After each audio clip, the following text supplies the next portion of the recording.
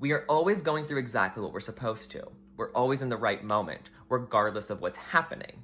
The ego does not believe it's meant for us if it's unpleasurable or uncomfortable or even anxiety or fear driven. Because the ego wants to have its own declarations of its own life, how it should go. The ego doesn't want to come here and learn lessons. It wants to come here and be egotistical.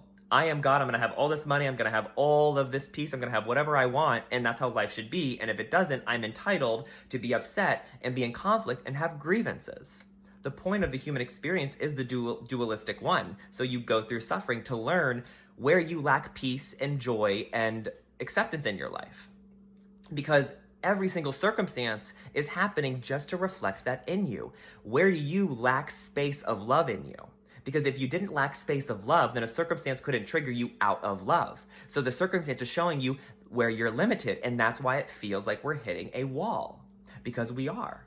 We're hitting the limit in our own awareness and consciousness. We do not know how to perceive this reality through peace and contentment and acceptance, which is the point of the reality, to take us out of it, to trigger it, to show that we don't have that in us. Versus the ego will narrate reality as something outside of itself, something to oppose, to conflict, and to feel like they're the effect to it, that it's not really there for our highest good.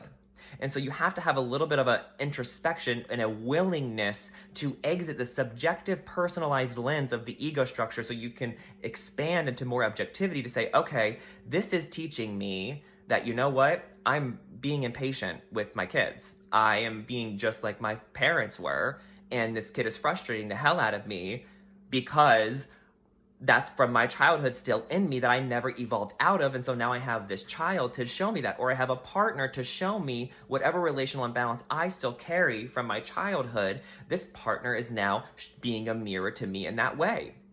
And so they're all just lessons, even with money or material items or your own body. You know, where are we placing our own safety and our own sense of love? Where are we placing our own security? Where are we placing faith? Where are we placing our own happiness and salvation? Is it on a thing outside of us? Because if it is, and we get that thing and we become attached and that thing gets taken, we're bereft, right? We're in grief and we're in conflict because we told ourselves that thing was our salvation or happiness or joy or whatever, and now we perceive a loss, and that's the intention, to show you placed belief in something that wasn't true.